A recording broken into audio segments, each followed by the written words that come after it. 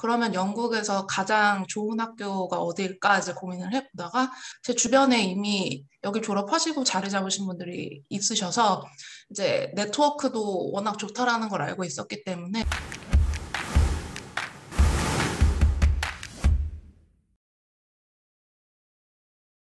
이름은 박한울이라고 하고요.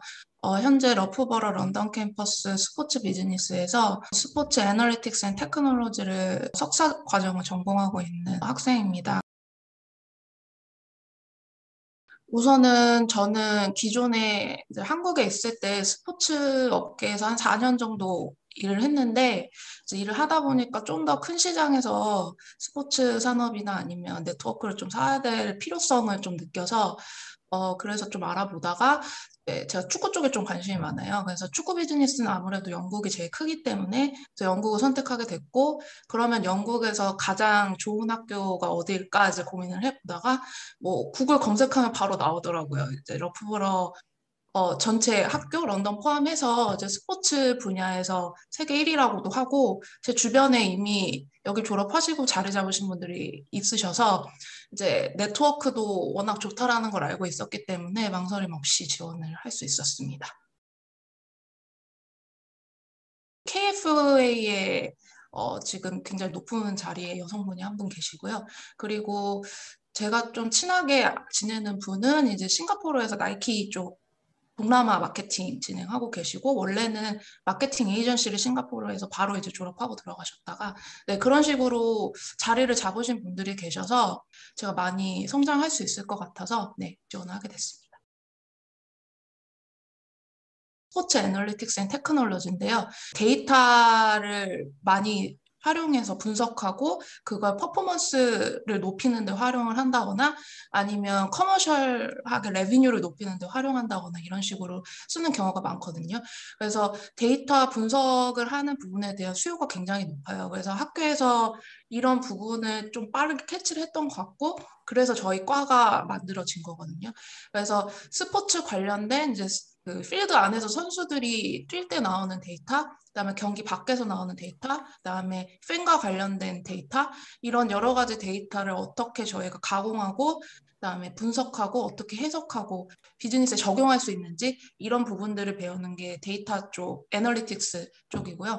그다음에 테크놀로지 측면에서는 스포츠가 기술을 흡수하는데 가장 빠른 것 같아요. 특히 이제 팬데믹 오면서 어떻게 하면 스포츠 경기를 안전하게 계속 사람들이 즐기게 할 수 있을까 이런 부분을 고민하다 보니까 아무래도 스포츠 부분의 기술이 빨리 도입되기도 했고, 그다음에 선수들 퍼포먼스를 높여야 되기 때문에 GPS 기반의 그런 옷이라던가 이런 것들을 개발을 좀 빨리 이루어진 편인데 그런 부분에서 스포츠에 활용되는 여러 가지 디지털 기술들을 배워요. 그래서 뭐 미디어들, 팬 인게이지먼트 기술, 그다음에 선수들 퍼포먼스 향상시키기 위한 기술 이런 기술들을 학교에서 공부하고 그다음에 세미나도 듣고 그러고 있습니다.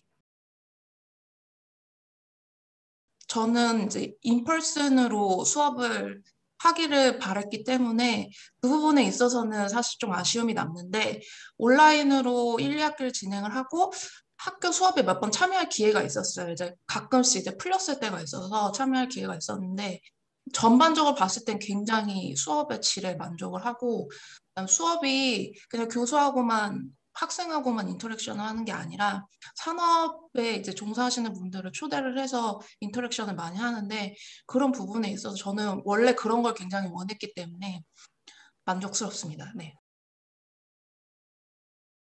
학부는 한국에서 나왔고 경영학하고 사회학을 이중 전공했어요. 처음에는 이제 자동차 회사에서 마케터로 시작을 했다가 그 후에 바로 진로를 바꿨어요. 3년 후에 이제 스포츠 쪽으로 진로를 바꿔서 아디다스에서 일을 한 2년 정도 했고 그다음에 그 올림픽을 유럽에 중계하는 방송사인 유로스포츠에서 2년을 또 일을 했습니다. 그래서 그 두 회사에서는 이제 디지털 관련돼서도 업무를 하고 데이터를 다루는 업무도 했기 때문에 이제 그런 일을 하면서 스포츠 쪽에서 데이터 마케팅을 하면 굉장히 재밌겠다라는 생각이 들어서 지금까지 오게 된 것 같습니다.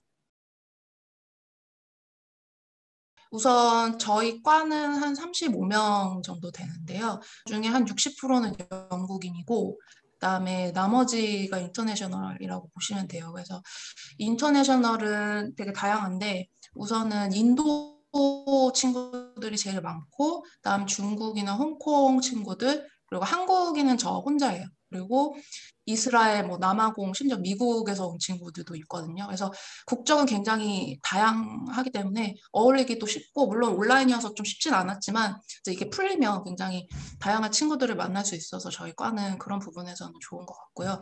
그다음 말씀하셨던 그 기존 경력에 관련해서는 우선 영국인 친구들 같은 경우에는 학부 졸업하고 바로 석사과정을 진행하는 것 같고 이제 인터내셔널 친구들 같은 경우에는 경력이 있는 친구들이 조금 더 많은 것 같아요. 그래서 근데 그 경력이 과연 스포츠에 관련된 거냐라고 봤을 때에는 그렇지 않은 경우도 꽤 많아요. 그래서 뭐 석사 과정 혹시나 스포츠 비즈니스 쪽을 준비하시는 분들은 꼭 굳이 경력이 없어도 진행하실 수 있는 부분인 것 같습니다.